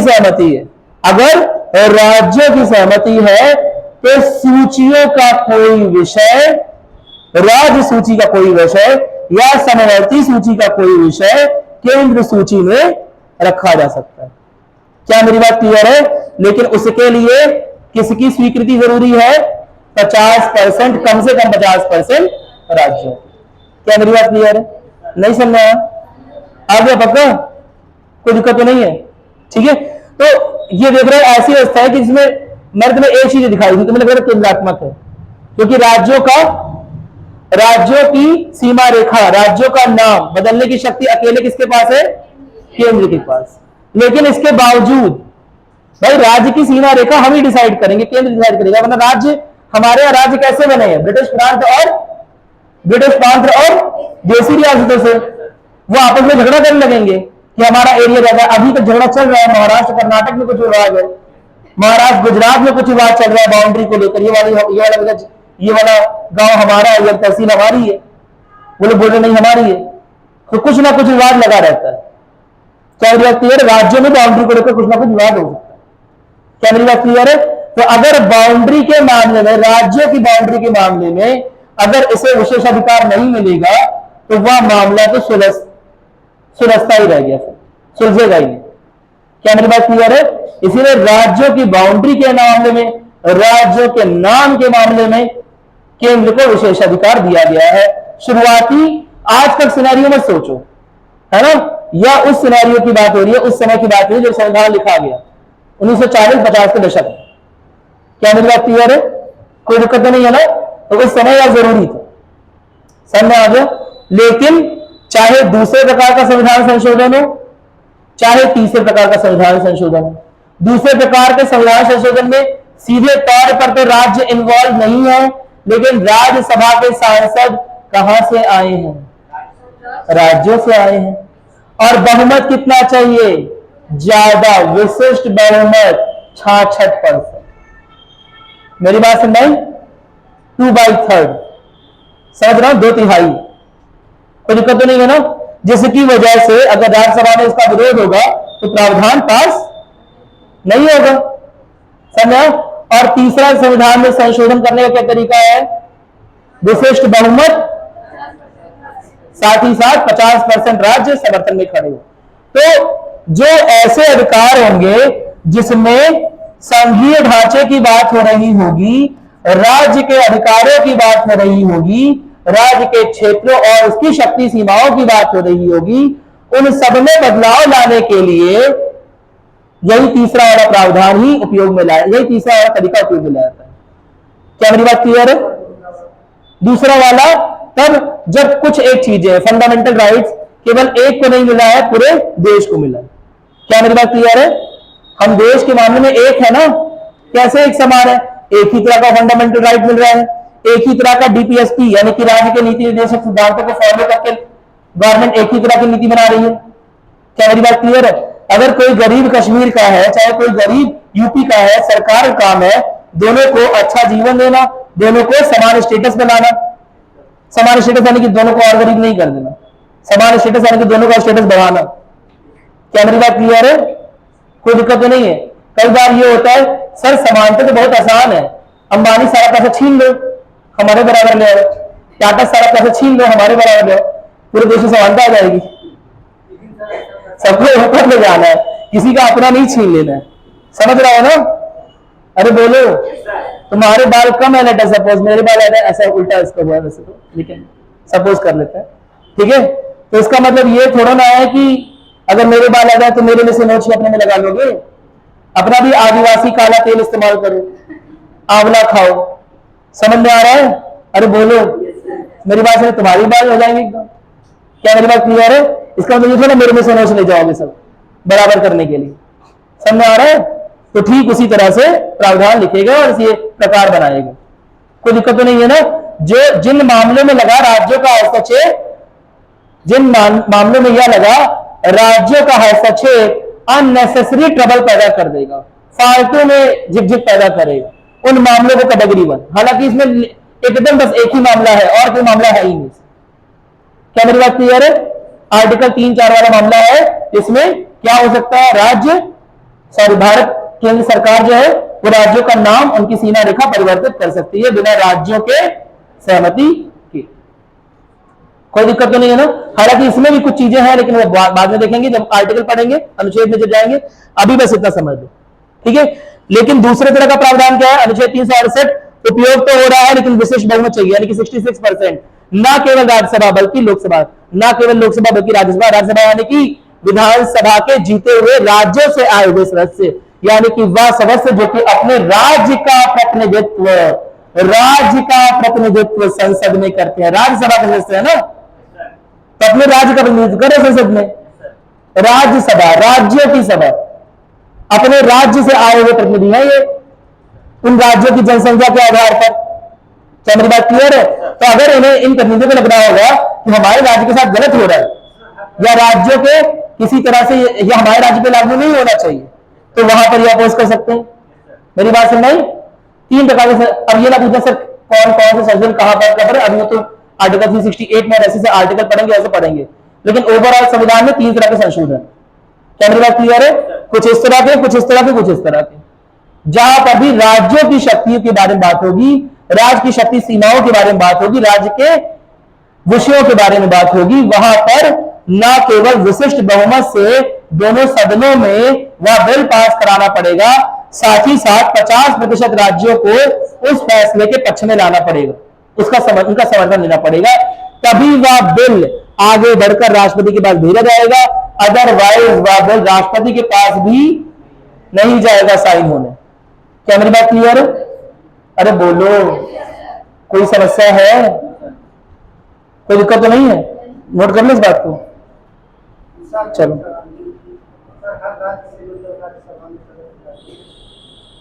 हाँ सही बात है, जाते हैं। राज्यसभा है ही इसीलिए ताकि आपकी पॉपुलेशन के आधार पर राज्यों में जगह दी जाए। मेरी बात सुन नहीं? राज्यसभा में जगह दी जाए। हाँ, अरे क्यों नहीं, पूरा निर्धारित है, पूरी अच्छी तरह से निर्धारित है कि यहां से इतने सदस्य जाएंगे, यहां से इतने सदस्य, अच्छे से निर्धारित है। हाँ, क्षेत्रफल के हिसाब से क्यों जाएंगे भाई? अरे जनसंख्या के हिसाब से जाएंगे, तो बोलते हैं सबसे जनसंख्या के अनुपात में, ठीक है। 1971 में जो जनगणना हुई थी उसके अनुपात में लिया थे। उसके बाद हमारी जनसंख्या बढ़ती गई बहुत तेजी से बढ़ गई, और साउदर्न स्टेट, दक्षिण भारतीय राज्यों की जनसंख्या कम हो रही है, वो अपना रेट स्लो कर रहा है। मेरी बात सुन नहीं? ऐसे में उन्हें तो जनसंख्या रोकथाम की सजा मिल जाएगी। जनसंख्या रोकथाम करके अच्छा काम कर रहे हैं, बुरा काम कर रहे हैं? जनसंख्या रोकथाम, अगर जनसंख्या पे कोई राज्य रोकथाम कर रहा है, लगा रहा है, रोक लगा रहा है, जनसंख्या होती है, अच्छा काम कर रहा है, बुरा काम कर रहा है? अच्छा काम कर रहा है। लेकिन राज्यसभा में उसके सांसदों की संख्या कम होती जाएगी, उनका अनुपात कम होता जाएगा, तो काम अच्छा कर रहे हैं, फल बुरा मिल जाएगा, उल्टा हो जाएगा। इसी को देखते हुए 1971 में जो हमारी जनसंख्या थी जो राज्यों की, उसके आधार पर राज्यसभा में क्या दिया गया है, उसी अनुपात में सदस्यों को सीट दी गई है राज्यों को। क्या मेरी बात क्लियर है? जहां का क्षेत्रफल नहीं, जहां का जनसंख्या ज्यादा, क्षेत्रफल से कोई मतलब नहीं है, जहां की जनसंख्या ज्यादा वहां के सांसदों की सीट राज्यसभा में ज्यादा, जहां की जनसंख्या कम वहां के सांसदों की सीट राज्यसभा में कम। हाँ, किसकी? हाँ, उत्तर प्रदेश की 31 सीट है, याद नहीं है लेकिन 30-31 सीट है, 30-31 सीट है, जितना भी लोग बोल रहे हैं सब डेटा डाटा हुआ है, मुझे याद है 30-31 ही आसपास सीट है, इतना है। समझ आ गया? और कोई दिक्कत नहीं है? चल ठीक है, नोट कर ले। अरे बोलो ना, नोट करें, लिखो लिखो। ऐसे संवैधानिक प्रावधान ब्रैकेट में संशोधन, ऐसे संवैधानिक प्रावधान कोष्ठक में संशोधन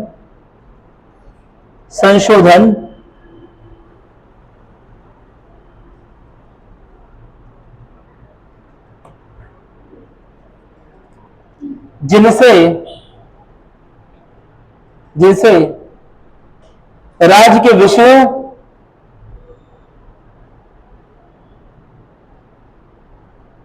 या राज्य की शक्तियों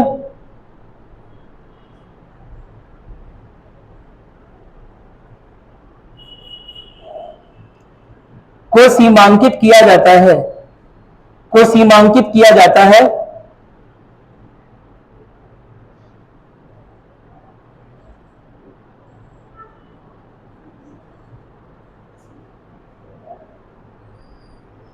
या जिसमें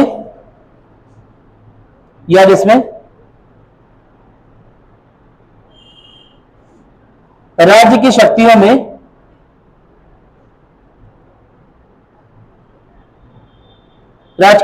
और विषयों में हस्तक्षेप किया जा रहा हो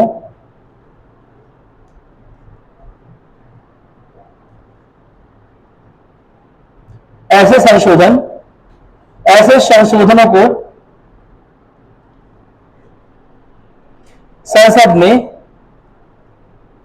संसद के दोनों शब्दों में विशिष्ट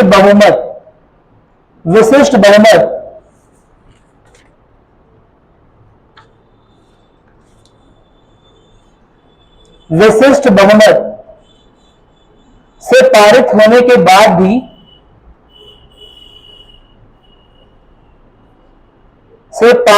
के बाद भी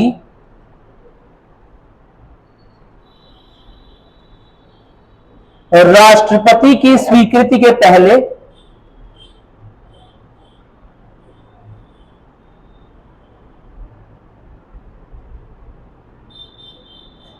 कम से कम 50%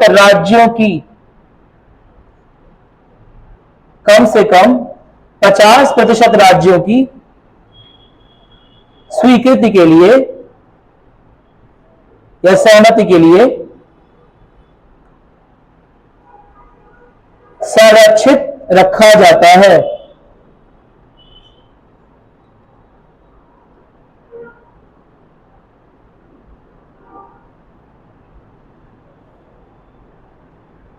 यदि 50%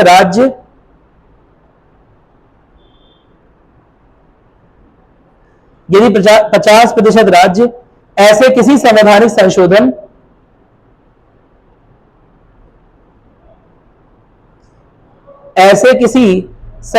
संशोधन के लिए स्वीकृति नहीं प्रदान कर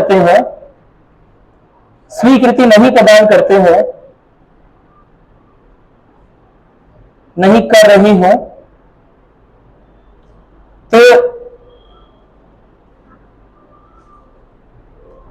तो ऐसा बिल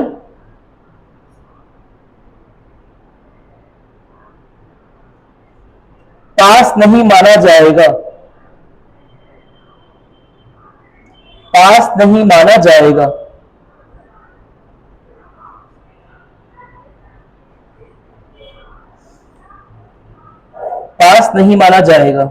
लिख लिया। अब हम थोड़ा सा मेजॉरिटी के बारे में बात करेंगे, ठीक है? कोई दिक्कत तो नहीं है? किसी कोई दिक्कत हो तो बता दो अभी से। चलो, क्योंकि हमने मेजॉरिटी के बारे में यहां बात कर ली ना, और अभी आगे ही बात करने वाले हैं, तो अगर मेजॉरिटी हम नहीं सीखेंगे ना तो सब बेकार हो जाएगा।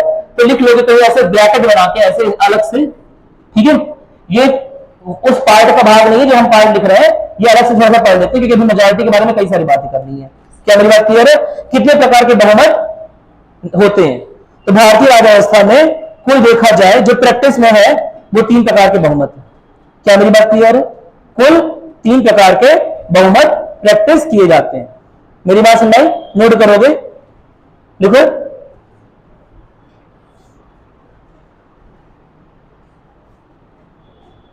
देखो, कुल 3 प्रकार के बहुमत भारतीय राज्य व्यवस्था में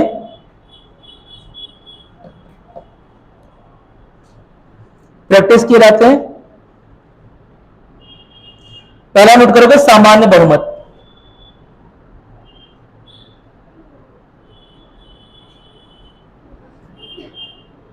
सामान्य बहुमत यानी कितना होता है? सामान्य बहुमत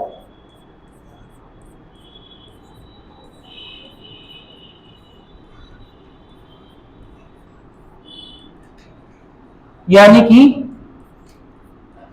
50% किसका? अरे यार, 50% ऐसा मत लिखो। लिखो, उपस्थित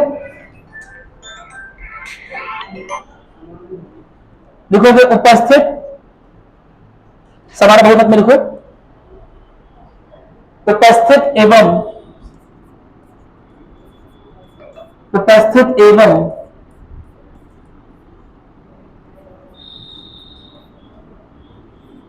मत डालने वाले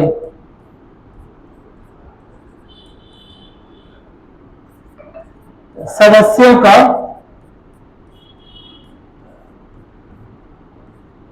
50%।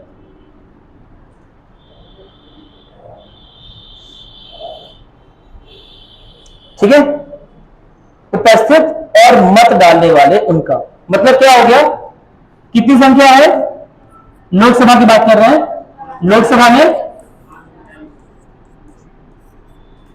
अधिकतम बात कर, मतलब अधिकतम नहीं लेकिन अभी 543 मान लेते हैं, ठीक है 543 है, लेट अस सपोज 43 लोग एब्सेंट है।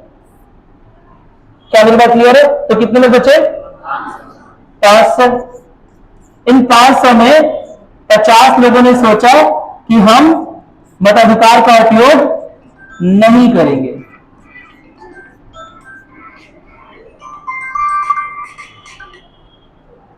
पचास प्रतिशत लोगों ने सोचा, 50% नहीं सोचा, 50 लोगों ने सोचा हम मताधिकार से एब्सेंट रहेंगे, अनुपस्थित, मत या वोटिंग के दौरान अनुपस्थित।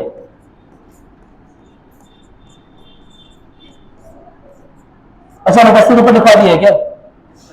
सॉरी, अनुपस्थित नहीं, इन्होंने दिया नहीं, हाँ इनका मन नहीं है देने का। क्या ये बात क्लियर है? ये उपस्थित तो है लेकिन वोटिंग में नहीं है, वोट नहीं कर रहा है, समझ रहे हो ना? 43 वो लोग हैं, अरे यार 43 वो लोग हैं जो एब्सेंट थे, अनुपस्थित थे, ठीक है। 50 वो लोग हैं जो अपने मताधिकार का उपयोग नहीं करना चाहते, मताधिकार का उपयोग नहीं कर रहे, तो कितने लोग बचे? अरे बहुत अच्छी बात है तुम लोग की। अब 450 का 50% बता दो बेटा जल्दी से। अरे कहाँ के मैथ वाले, हम तो बता रहे सब याद आता है।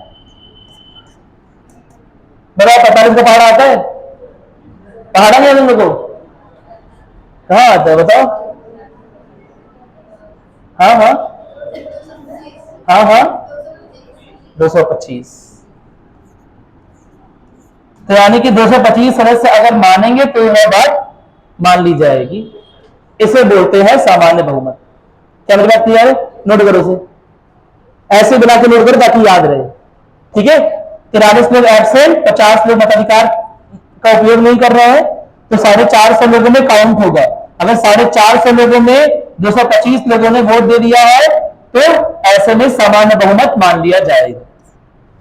क्या मेरी बात क्लियर है? कोई दिक्कत है तो बताओ।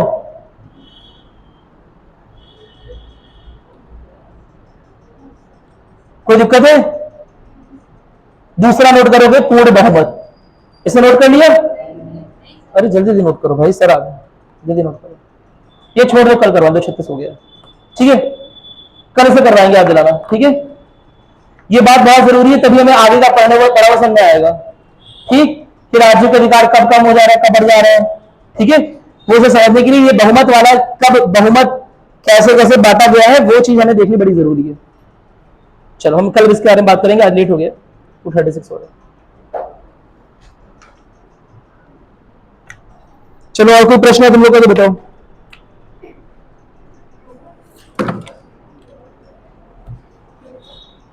कोई डाउट, कोई प्रश्न है तो बताओ। पढ़ाई वढ़ाई कर रहे हो घर पे? जी सर, भागने की फिराक में लगे हो इससे?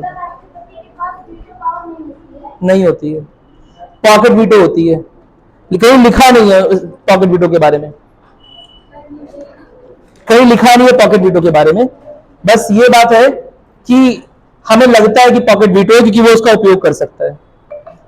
बाकी संविधान ने राष्ट्रपति को किसी भी तरह की वीटो पावर नहीं दी है।